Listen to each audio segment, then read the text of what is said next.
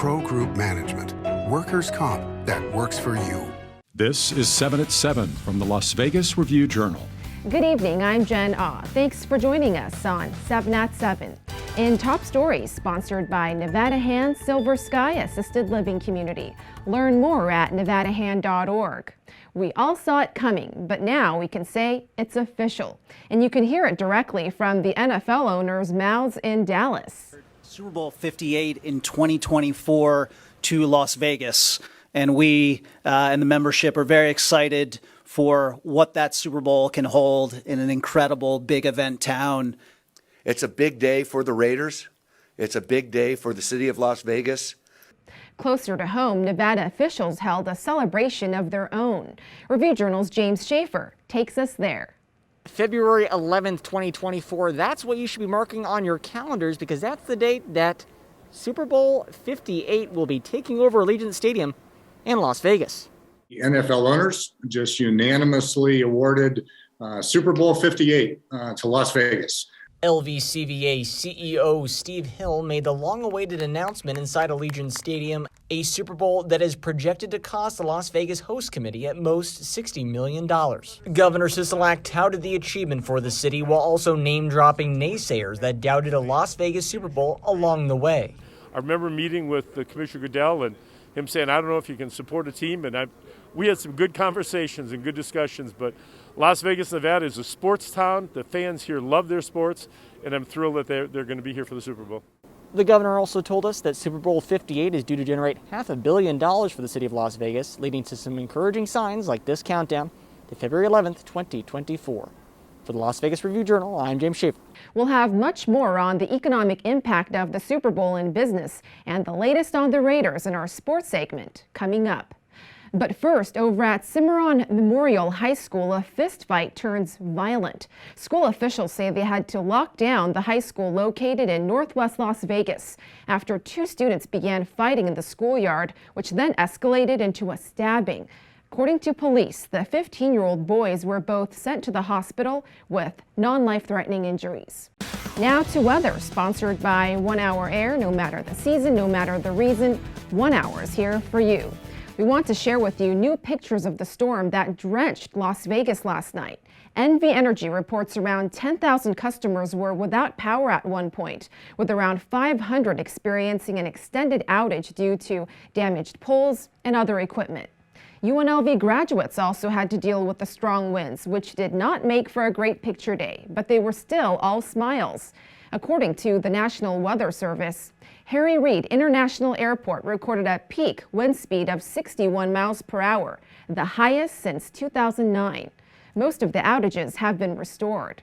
Thankfully, those winds have died down, but we're in for a freezing night with temps already in the 40s set to dip into the 30s. On Thursday, we're looking at another partly cloudy day with highs only reaching 50 degrees and lows 35 degrees. On Friday and through the weekend, the temps should inch higher with more sunshine headed our way.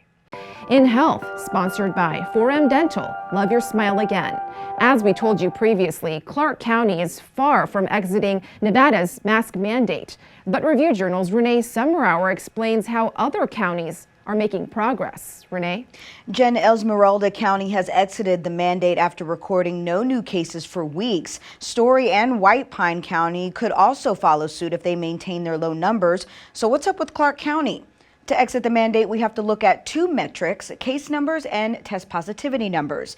The county's rates of new COVID-19 cases from the last 7 days per 100,000 residents stood at 150.53, nearly 30 percentage points higher than a month ago, signaling that the county has seen a rebound caused by the new coronavirus during the holiday season. And as of Tuesday, the test positivity rate stood at 9.05%, according to the CDC's calculations, putting the county in the substantial risk of transmission category for that metric. So for the county to exit the state mask mandate for crowded indoor public spaces, it must record back-to-back weeks with a 7-day average case rate under 50 per 100,000 residents and a test positivity rate of below 8%. Jen? Now to business, sponsored by Bank of Nevada, Bank on Accountability.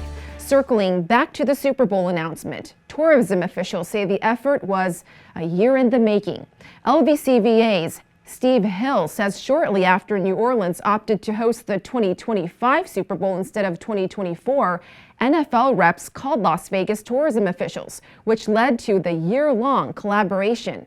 The $60 million mentioned earlier in our newscast will go toward hosting a week of events, security, transportation, and marketing, along with the game itself. Sports, sponsored by Station Casinos, STN Sports. Download the app and get a bonus up to $100 when you sign up. With both teams fighting to stay in the AFC playoff race, it was announced Wednesday that Cleveland Browns quarterback Baker Mayfield has tested positive for COVID-19 and will likely miss Saturday's game against the Raiders.